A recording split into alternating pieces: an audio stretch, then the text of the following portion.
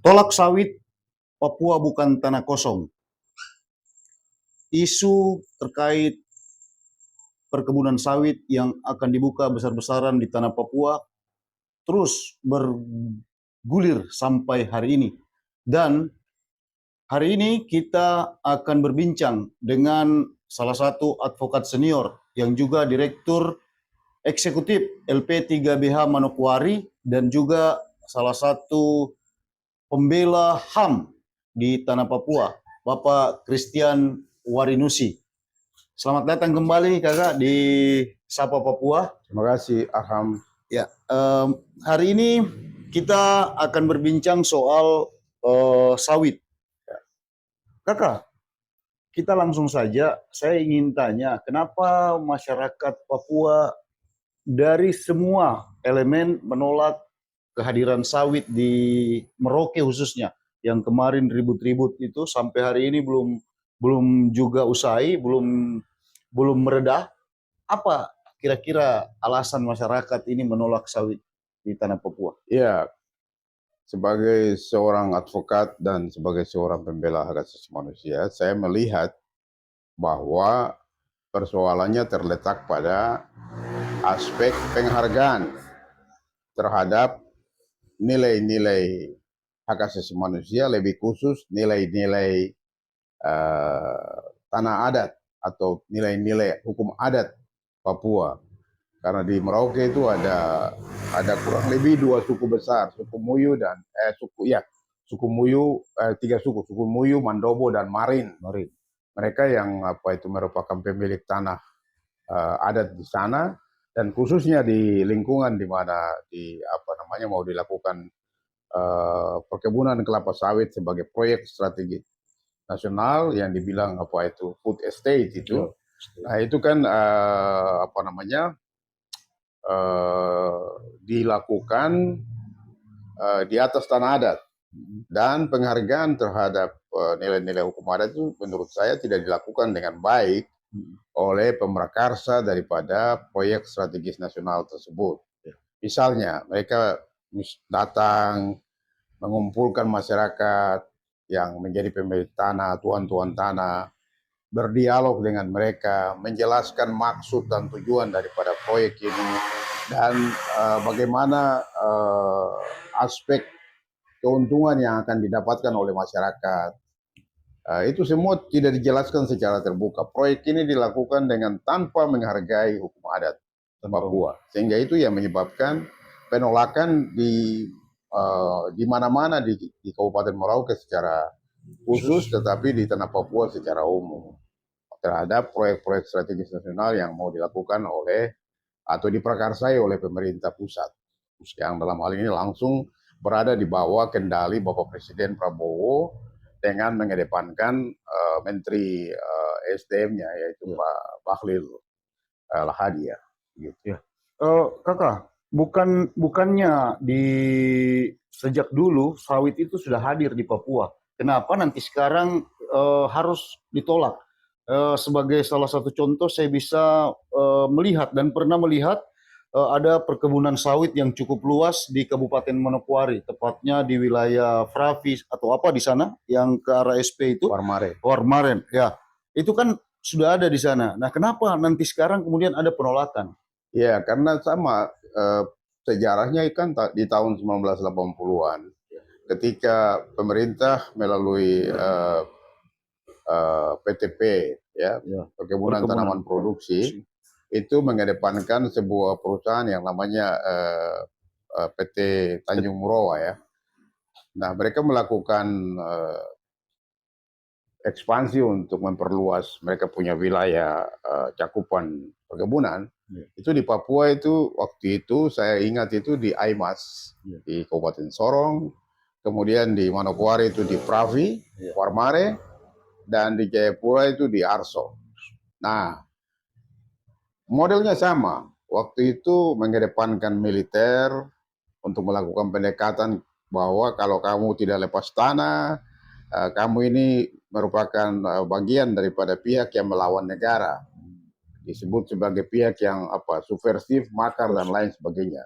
Contoh lain adalah para kepala suku atau para pemilik tanah di 3 lokasi ini, Aimas, Pravi Warmare, dan Arso, itu dibawa ke Jakarta, lewat Jakarta ke Tanjung Morawa di Sumatera Utara.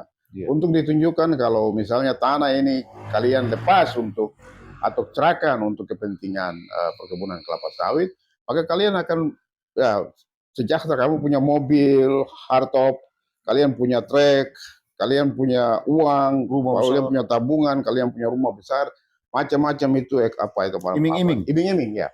Seperti itu dilakukan. Sehingga saya pikir ini menjadi pelajaran yang penting bagi orang Papua secara umum, khususnya suku Muyu, Mandobo, dan Marin di Kabupaten Merauke, dan juga di daerah-daerah lain di Provinsi Papua waktu itu, dan sekarang sudah pecah menjadi 6 provinsi, bahwa proyek ini sebenarnya tidak memberikan keuntungan bagi masyarakat adat.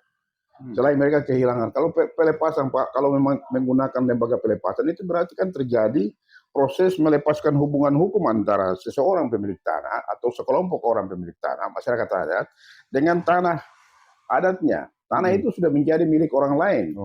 Katakanlah milik pemilik perusahaan, negara, dan lain sebagainya, dan mereka sudah tidak punya sumber daya alam, padahal itu adalah sumber harta mereka satu-satunya. Sumber ekonomi yang berharga.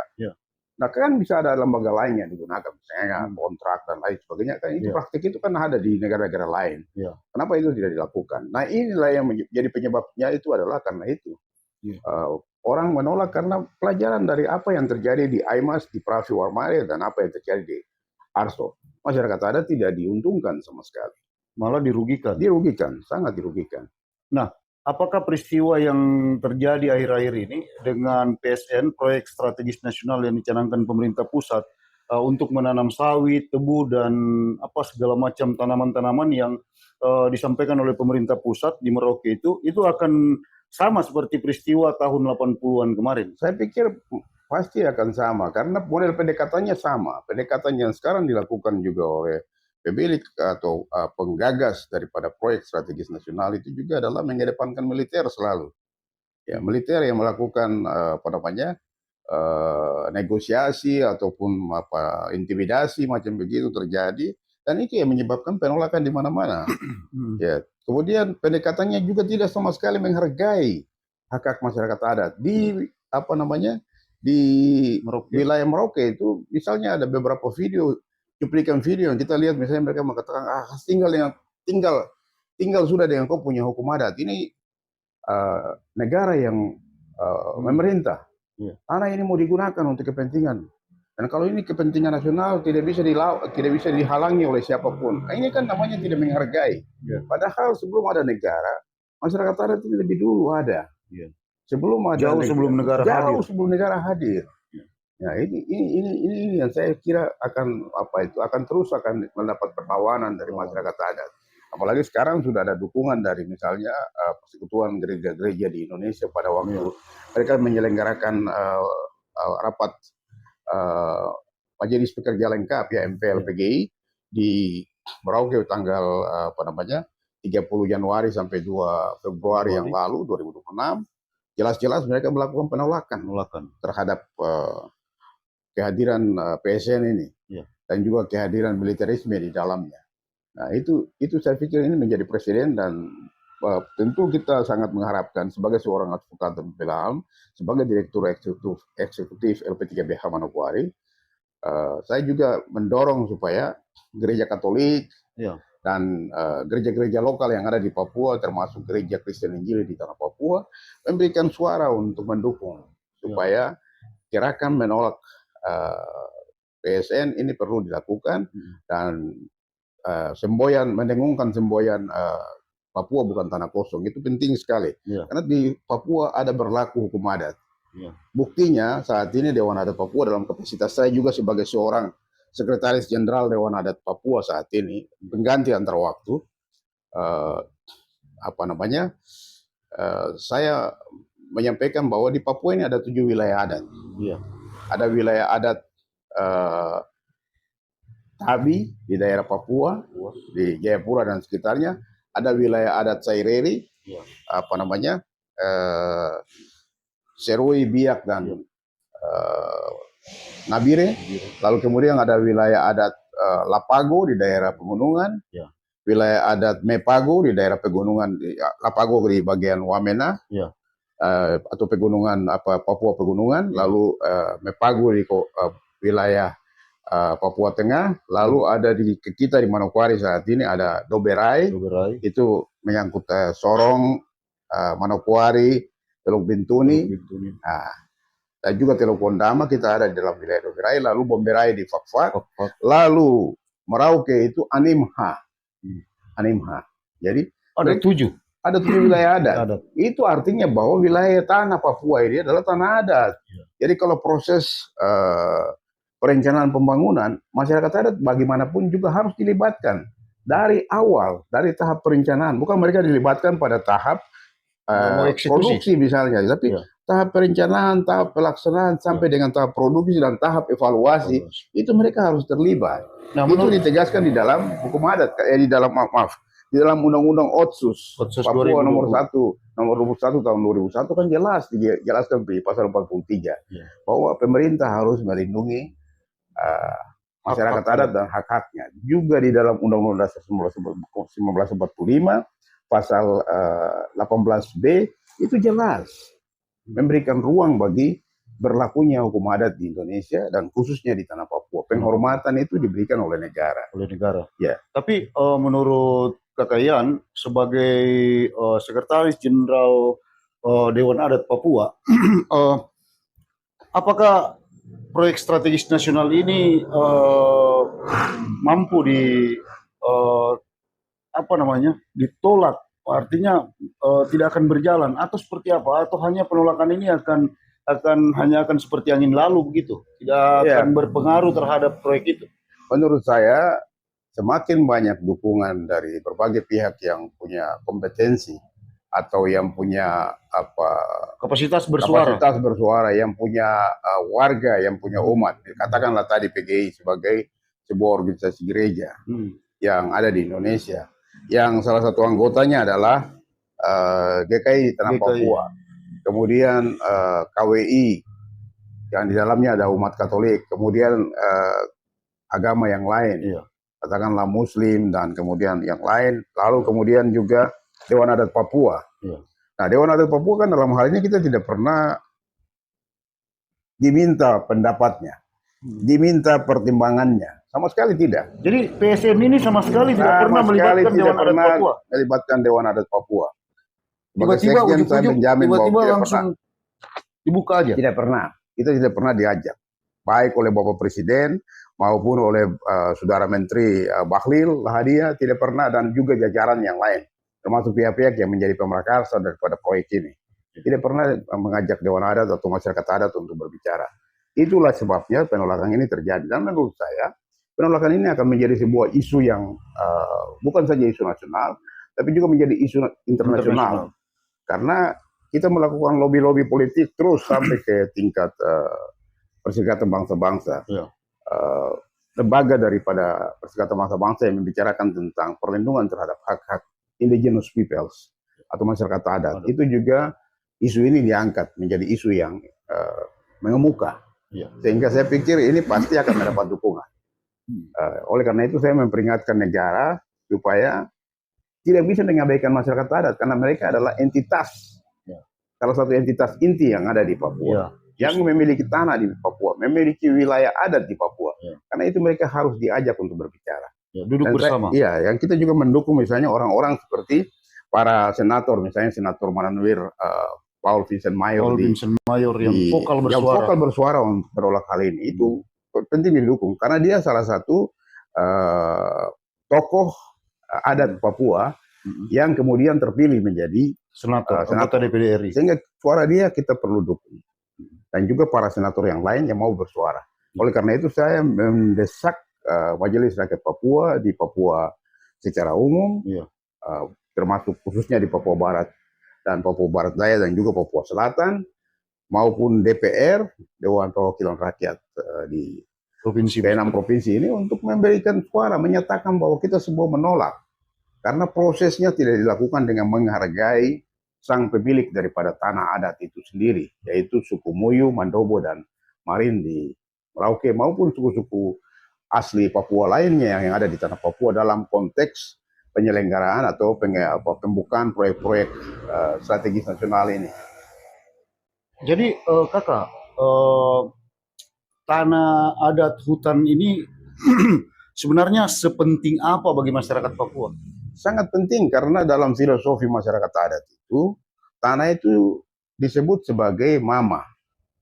Nah, saya kasih contoh misalnya di wilayah wilayah distrik Depapre di pantai utara Papua, di pantai utara Jayapura, Kabupaten Jayapura. Saya ingat tahun 86, 87 dan 88. Ketika itu saya masih menjadi salah satu asisten pembela umum di Lembaga Bantuan Hukum Jayapura yang pada saat itu dipimpin oleh advokat senior yang segini namanya Bambang Wijoyanto. Mantan wakil ketua KPK ya. Itu senior saya dan itu guru saya yang mendidik saya untuk menjadi seorang pengacara seperti saat ini. Nah, kita waktu itu Lembaga Bantuan Hukum Jayapura melakukan advokasi terhadap kasus rencana pengambilan tanah milik masyarakat adat suku Tepra. Suku Tepra itu suku asli yang ada di Papua Jayapura Utara itu, untuk mau dibangun galangan kapal oleh sebuah perusahaan yang berada di bawah kerjasama antara UN, United Nations, PBB, dan pemerintah Indonesia. Namanya IGGDF, Irian Jaya Joint Development Foundation, Yayasan Kerjasama Pembangunan untuk Masyarakat Irian Jaya. Nah, mereka datang dengan konteks pikiran yang bagus. Mereka mau mengontrak tanah untuk membangun galangan kapal. Kapal yang terbuat dari semen, tapi juga ada kapal yang terbuat dari fiber. Untuk membantu pengembangan ekonomi nelayan di pesisir pantai di seluruh tanah Papua. Pemerintah kabupaten datang dengan mengatakan bahwa di dalam hukum agraria itu tidak dikenal namanya kontrak. Lah, kontrak itu kan ada diatur di dalam Undang-Undang Hukum Perdata, pasal 1338, pasal 1320 daripada Burgerlijk Wetboek, Hukum Perdata Belanda yang dikodifikasi menjadi undang-undang hukum positif Indonesia di bidang hukum perdata. Kenapa tidak dilakukan? Nah, itu terjadi tarik-menarik di situ. Pemerintah bilang harus dilepaskan dulu tanah karena memang di dalam Undang-Undang Pokok Agraria dan ada peraturan tentang pelepasan tanah. Tanah itu harus dilepaskan dulu, baru kemudian dikontrakkan. Lah, kalau yang dilepaskan berarti kan hubungan hukum yang tadi saya bilang lepas dari masyarakat adat, kemudian menjadi milik orang lain, pemerintah daerah misalnya. Baru pemerintah yang mengontrakkan, masyarakat dapat apa? Nah, contoh seperti itu yang menurut saya ini hal-hal ini yang harus dibicarakan dengan baik supaya masyarakat bisa menerima pembangunan apapun. Kalau direncanakan dengan dilibatkan masyarakat adat sejak awal, pasti tidak ada penolakan, pasti ada hal-hal yang bisa ditimbang sebagai aspek positif. Karena mereka juga diuntungkan, begitu. Artinya tanah hutan yang selama ini jadi lahan ekonomi mereka itu tidak lepas. Karena mereka masih dilibatkan di dalamnya. Karena mereka punya saham kan tanah itu. Nah, kakak, sejauh ini kakak melihat PSN, khususnya sawit ini, bagaimana toko-toko yang lain yang belum bersuara ini, kira-kira apa yang kakak ingin sampaikan ke mereka? Saya ingin mendesak supaya gereja Kristen Injili di tanah Papua, gereja di mana saya menjadi salah satu warganya, sebagai salah satu umatnya, yang juga menjadi salah satu pekerjanya di ladang pelayanan sebagai seorang penatua GKI dan sebagai anggota Badan Pekerja Klasis GKI di Manokwari. Saya mendesak supaya GKI bersuara. Saya juga mendesak agar semua bapak-bapak dan ibu anggota Majelis Rakyat Papua yang terhormat di seluruh tanah Papua bersuara.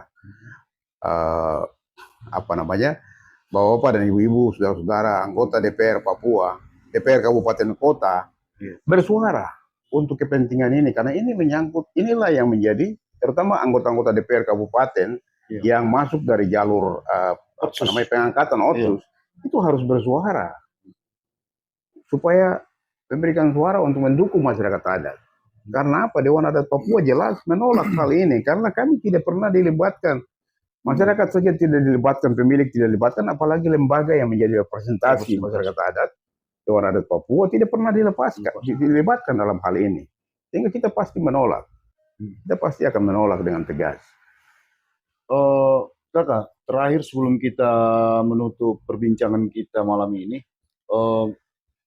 sebenarnya kita berkaca dari Sumatera kemarin, bencana di Sumatera. Betul. Nah, jika penanaman sawit secara masif dilakukan di tanah Papua, apakah peristiwa serupa tidak akan terjadi di tanah Papua? Saya kira bisa saja terjadi karena dari sisi dari sisi ilmu pengetahuan juga jelas mencatat bahwa Papua memang curah hujannya sedikit tidak stabil ya, kadang-kadang hujan, kadang-kadang panas, tidak seperti di beberapa tempat seperti Sumatera, Jawa yang musim hujannya cukup panjang dan musim panasnya cukup panjang.